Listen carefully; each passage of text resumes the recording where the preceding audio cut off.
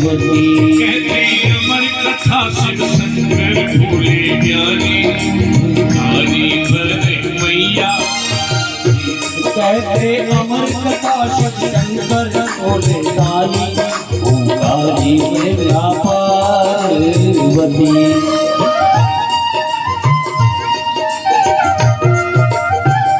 एक बार श्री राधे।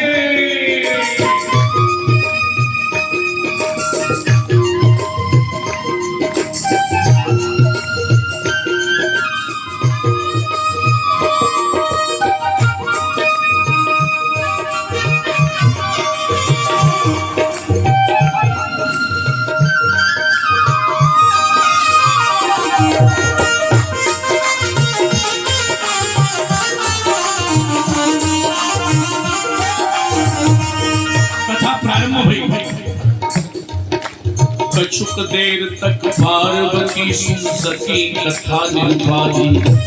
बिना किसी व्यवधान की कथा सुन रही है। कछुक देर तक पार्वती सुन सकी कथा निरुपाधी। पाए सुरंग प्रसन्न उमा की लग गई भाव समाधि। हो लग गई भाव समाधि, हो लग गई भाव समाधि। हमको भरे हो गाई घर के सावधानी। मैया वो कहते अमर कथा शिव शंकर भोले कारी मैया पाया। महाराज बड़ी देर तक कथा होती रही, माता ने कथा सुनी। लेकिन यहाँ हुआ क्या, सज्जनों कथा माता ने सुनी और बड़े प्रेम से कथा सुनती रही। लेकिन कथा जब पूरी हो गई, जय जयकार हो गया, तब भगवान शंकर उठे और मां को पूछा कि सब ठीक रहा। मैंने अभी बताया था ना, और सुरंग प्रसंग उमा की लग गई सहज समाधि। हो गई। भगवान से कहती है कि महाराज बाकी तो सब समझ में आया और एकादश स्कंद थोड़ा समझ में नहीं आया। शंकर जी समझ गए, बोले समझ में तो आया, सो गई। भगवान ने धीरे से कहा देवी मैं समझाऊं और समझ में ना आए ऐसा नहीं हो सकता। तू सच बता हुआ क्या है।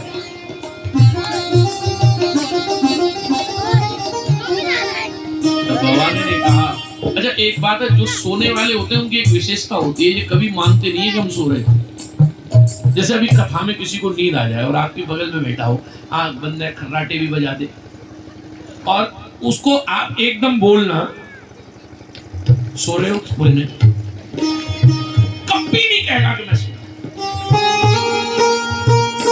एक हमारे पंडित जी हैं, इस बार नहीं आ पाए हैं क्योंकि सिकोहाबाद में छोटे महाराज की कथा चल रही है, तो वहां वो पंडित जी हैं,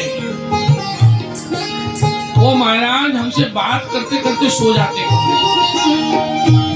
25 साल से वो हमारी सेवा में और रात को कहेंगे कई बार, बोले महाराज जी आप सो रहे हो। मैंने कहा हाँ। आपके पाँव दबाने में रहने दो। अब पाँव दबाया, पाँव पे हाथ रखे। कई लोगों को बड़ी अच्छी नींद आती है, पर उनसे कभी हम ये कहें बड़ी सो रहे हो, उन्होंने ये सोने वालों की विशेषता है। भगवान महादेव ने कहा देवी तू सो गई थी, तब भवानी ने कहा नहीं समाधि लग गई थी। भगवान महादेव ने कहा बस दुख इस बात का है कि तू सो रही थी तो हाँ हाँ की आवाज कैसे आ रही थी। कथा के प्रभाव से सुख तर को तर सुख साबक बैठो गढ़ भूत के अंडा। तर को तर सुख साबक बैठो बड़ा पेड़ था, उस पेड़ के कोटर में एक तोते का अंडा पड़ा और इस तोते के अंडे में बच्चा था। महाराज जैसे ही भागवत की ऊर्जा प्रकट हुई, तोते का अंडा चटका बच्चा निकला और कितना भाग्यशाली है कि निकलते ही कान में भागवत गई।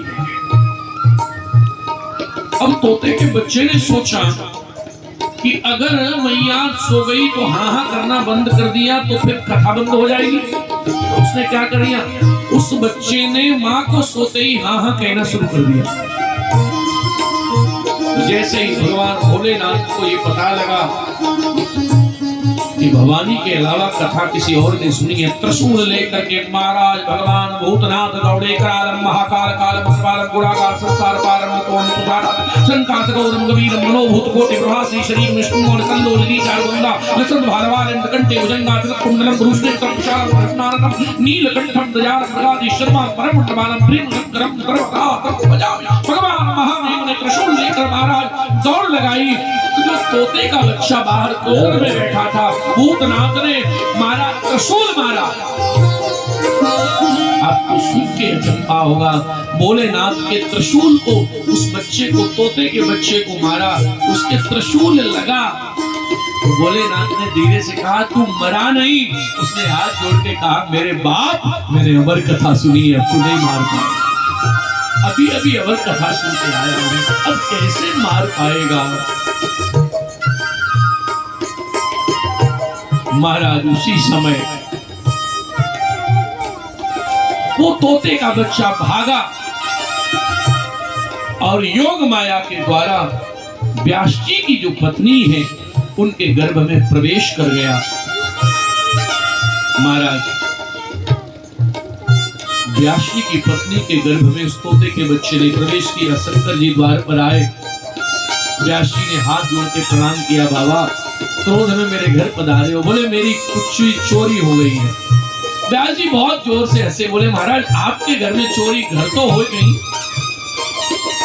और आपके पास लंगोटी के अलावा कुछ है नहीं। बोले मेरी एक चोर तुम्हारे घर में है। और वही 12 वर्ष के बाद श्री सुखदेव के भगवान के रूप में प्रकट हुए। बोलिए सुखदेव भगवान की। महाराज सुखदेव भगवान प्रकट हुए। यहां कथा के प्रसंग में बड़ा सुंदर निवेदन किया है